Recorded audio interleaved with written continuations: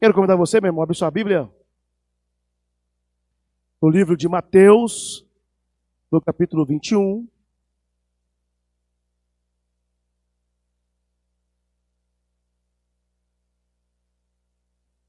A partir do verso de número 1. Mateus 21, a partir do verso de número 1.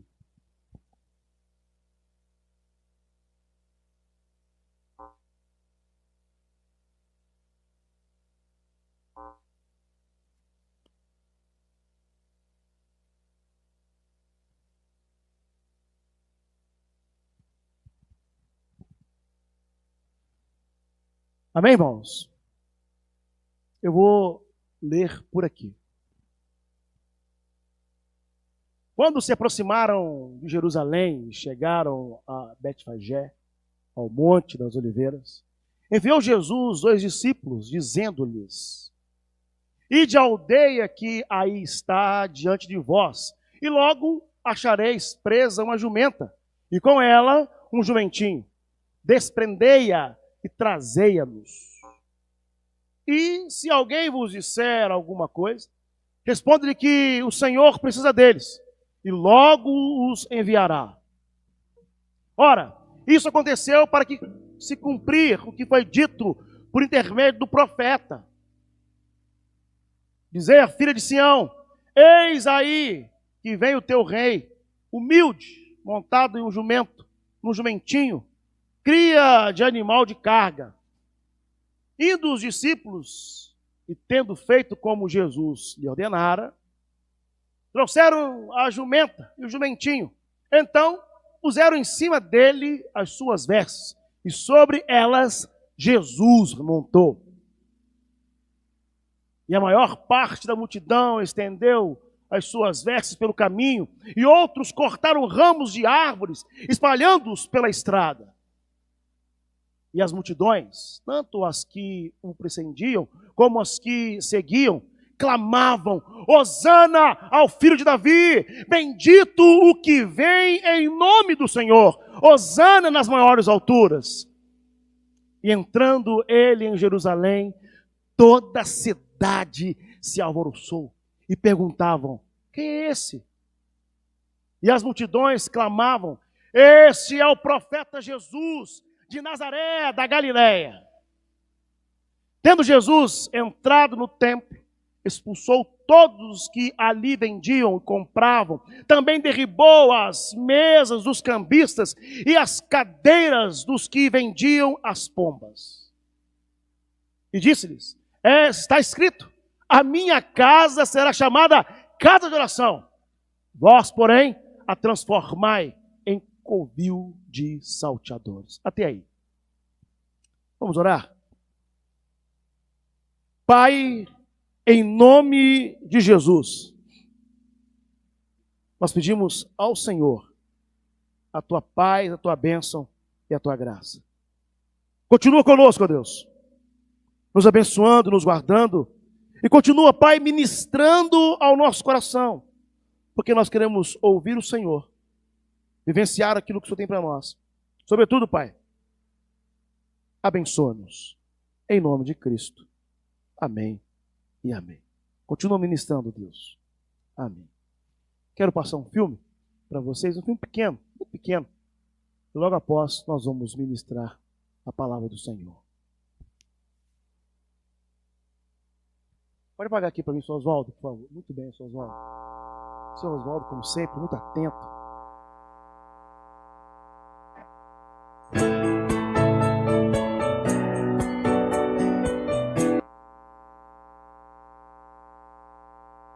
Isso mesmo, pode voltar um pouquinho e soltar.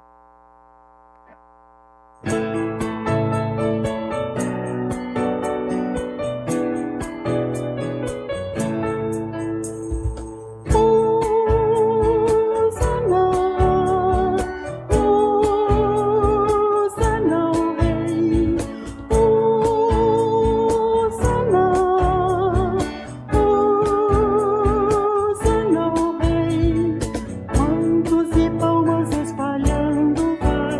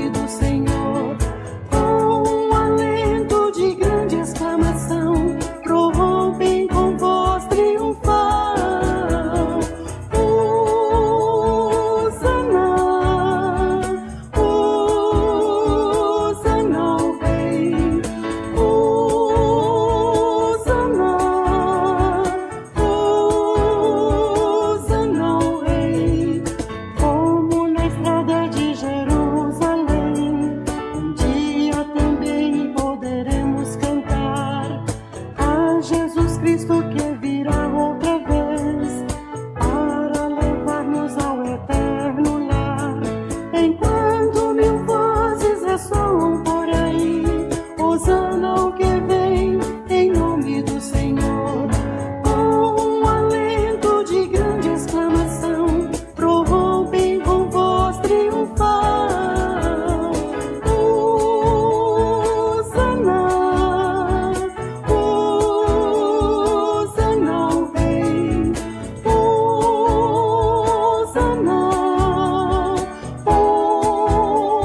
Hosana ao Rei. Obrigado, Amanda. Pode tirar. Não sei quantos aqui se lembram, glória a Deus, que hoje é domingo de... Muito bem.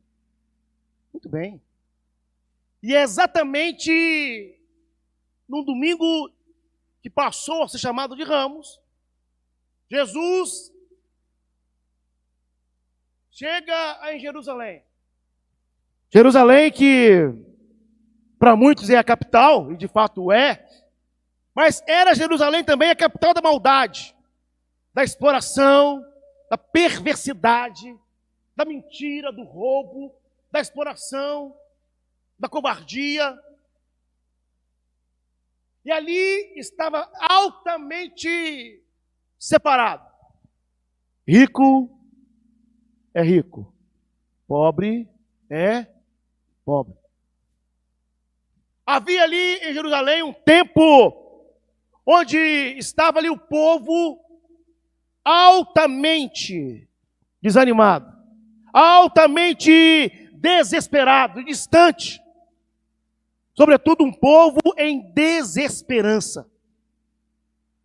A chegada de Jesus em Jerusalém e a sua entrada triunfal, assim como diz a Bíblia, é de fato algo que aquele povo estava há tempos esperando. Conhecemos Jesus, ouvimos falar de Jesus, sabemos que Jesus é o prometido, Jesus é o enviado, mas o fato é que nós estamos aqui caminhando dia após dia em sofrimentos. Sofrimentos. O sofrimento da fome, o sofrimento da maldade, da perseguição, da mentira, do sequestro, do assassinato, o sofrimento de saber que já há um governo, já havia um governo onde ali estava o povo condenado a servir, sem o direito de ter direito.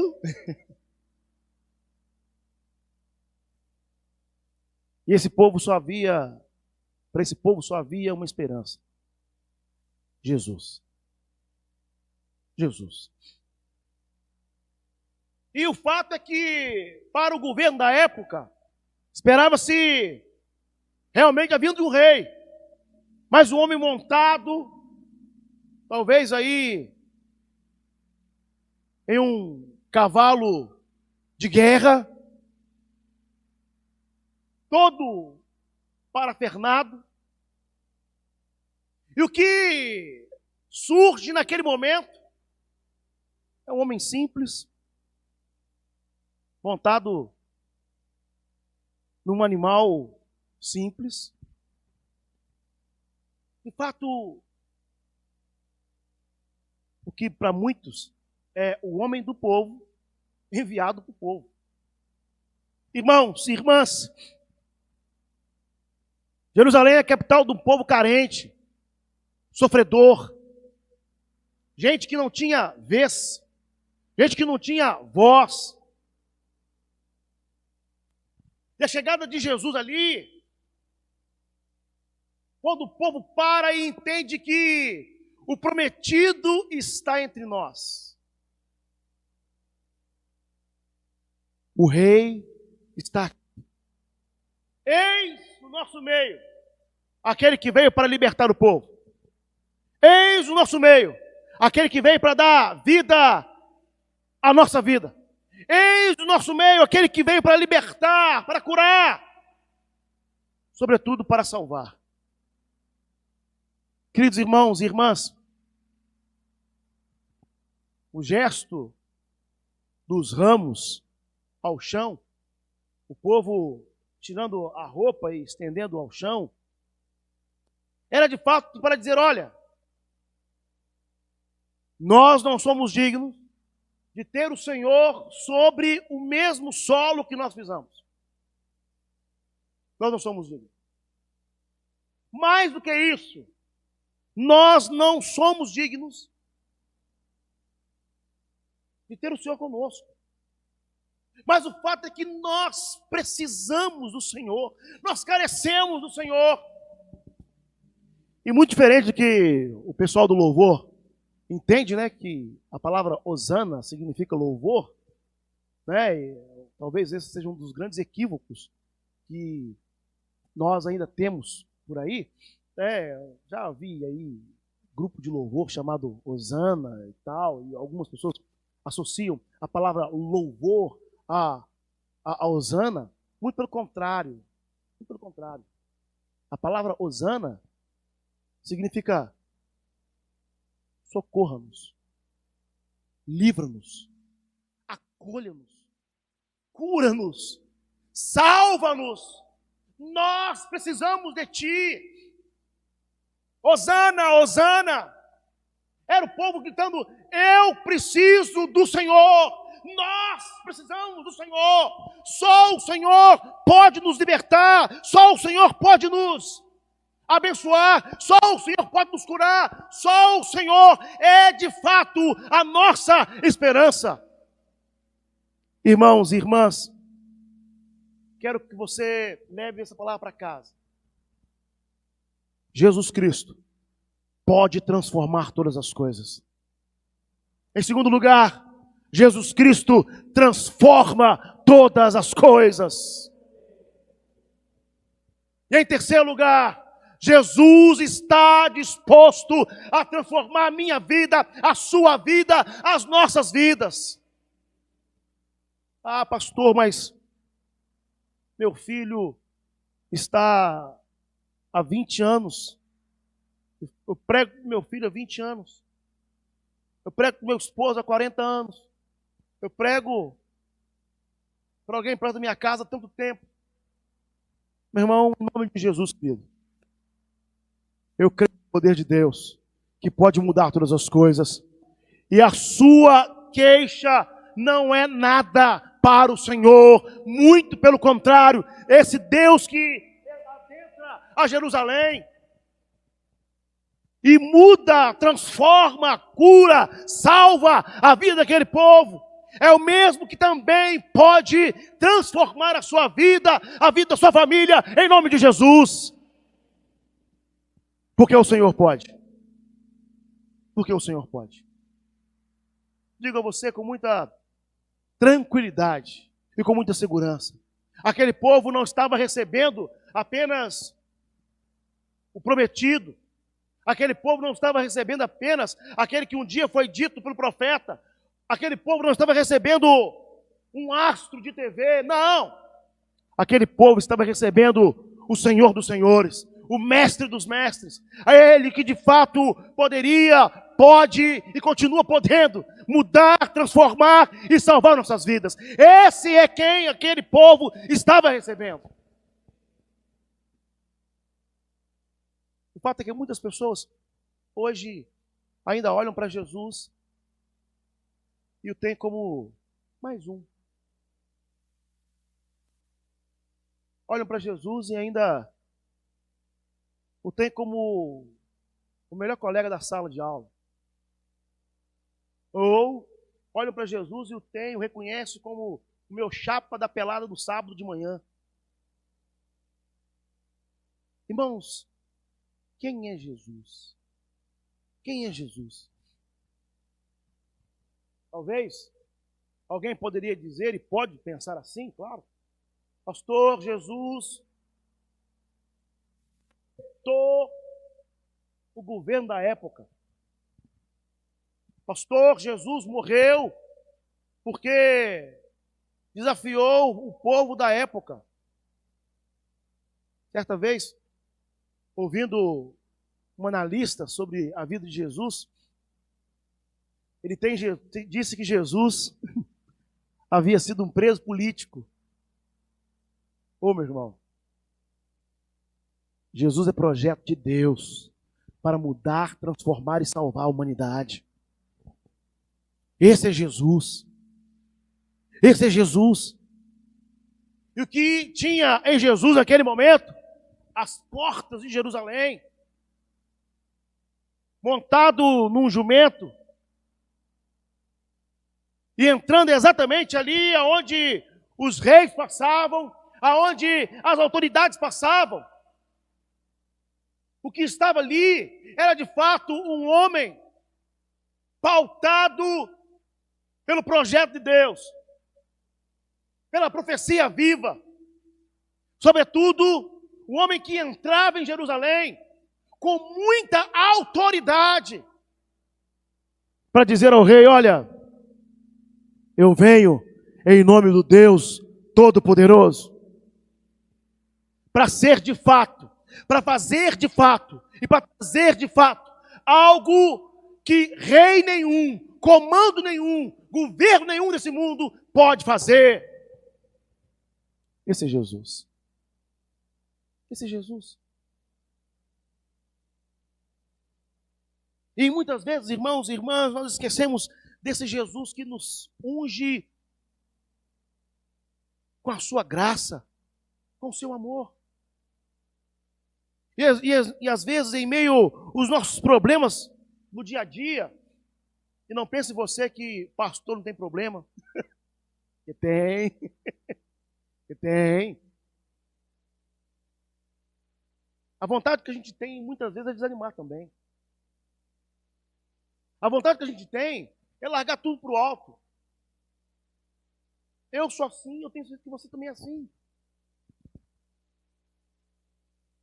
Mas quando eu lembro daquele povo, desanimado, desesperado, distante um do outro, e sobretudo desesperançado.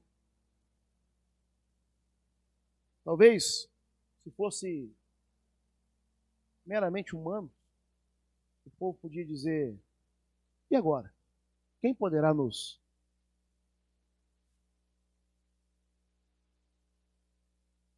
O surgimento de Jesus ali não foi uma coincidência. O surgimento de Jesus ali não foi algo que aconteceu. Jesus fazia, mais uma vez, a profecia do próprio Deus, verdade no meio do povo. Imagina você, meu irmão. Imagina você olhando exatamente para o espaço, para o lugar, para o local, onde só as grandes autoridades passavam, onde só as grandes autoridades estavam. E de repente alguém surge, alguém esperado, surge para te abençoar. Quero que você leve essa palavra para casa. Mas entenda, querido, que Jesus continua te abençoando. Entenda que Jesus continua disposto a mudar a sua vida, a abençoar sua casa, seu casamento, o seu dia a dia. Mas vale a pena lembrar de alguns princípios. E o primeiro deles é que estava ali aquele povo, a princípio desanimado, distante, sem esperança, mas um povo extremamente sincero. Eu quero que você responda, não para mim, mas para você mesmo. Como é que você está nessa noite? Como é que está a sua vida? Como estão os seus negócios? Como vai a sua família? Qual é a sua expectativa de vida? Qual é o seu projeto de vida? Você é desses que olham para o futuro e já sorri, porque você entende que em Cristo você pode todas as coisas? Ou você é desse que diz: olha, deixa a caminhada dizer por si, deixa a coisa caminhar. Quem é você? Quem é você? Eu quero que você seja sincero com você mesmo. Aquele povo, em meio à sua realidade, aquele povo estava vivendo a sua plena sinceridade. Nós não temos os médicos, nós não temos o dinheiro, nós não temos a notoriedade, nós não temos visibilidade, nós não temos a nossa casa, nós não temos e nós não temos. Mas quando aquele povo percebe que o Rei dos Reis está ali, é o mesmo povo que diz, olha, há uma chance para a mudança de nossas vidas. Há uma chance para a transformação das nossas vidas.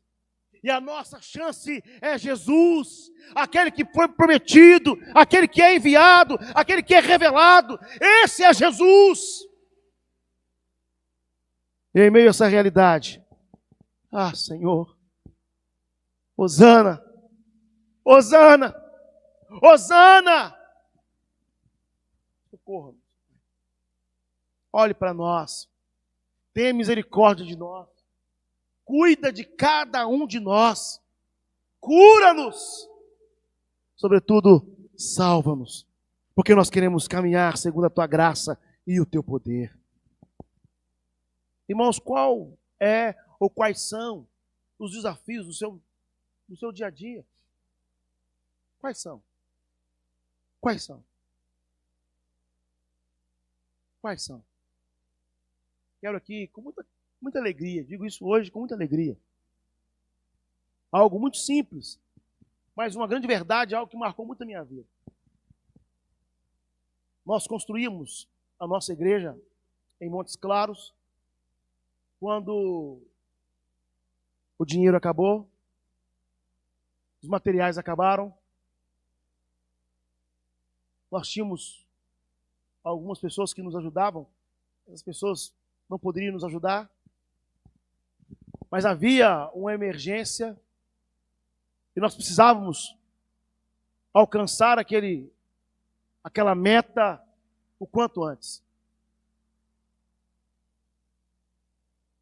E eu me lembro que falei com um irmão da igreja e falei para ele, olha, nós vamos trabalhar hoje até o meio-dia.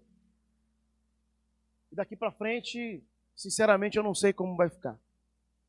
Talvez é preciso parar para reparar, parar para capitalizar e posteriormente a gente continua. E aquele irmão olhou para mim e disse, pastor, nós não vamos fazer nada antes que o Senhor fale por nós. E a primeira resposta que eu dei, a única que eu dei foi amém. E aquele irmão saiu. Meia hora depois, ele volta. Ele volta e diz, pastor, saí para orar. E eu creio na mão de Deus. Eu creio no fazer de Deus. Isso eram as 10 e pouca da manhã. Saí para resolver algumas coisas de ordem pastoral e da igreja. E quando eu voltei, vi um movimento no terreno onde nós estávamos construindo. Caminhão saindo, o outro caminhão chegando. Entrei, cumprimentei quem estava ali, fui lá para o canteiro de obras, chamei esse irmão Lúcio, homem de Deus. Eu, Lúcio, o que aconteceu? O que está acontecendo aí? Ele falou, pastor, nós temos planos, mas a última resposta vem do Senhor. Alguém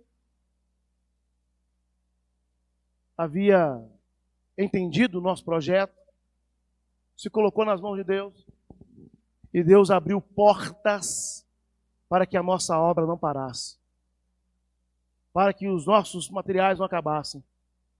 para que o dinheiro também não finalizasse. E em meio aí, quase 2 anos de obra, por algumas vezes achamos que nós íamos parar. Mas o Senhor não permitiu que isso acontecesse. Deus sempre abria uma porta. E algo novo sempre acontecia. O fato é, meu irmão, minha irmã, que estava ali alguém que clamava a Deus. Estava ali pessoas que diziam: Senhor, eis aqui a nossa verdade. Eis aqui, Pai, a nossa sinceridade. Socorre-nos, ó Deus. Socorre-nos. E quem é Deus na sua totalidade?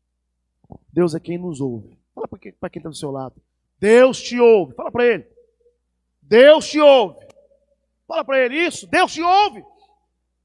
Deus te ouve. Em segundo lugar, Deus me ouve.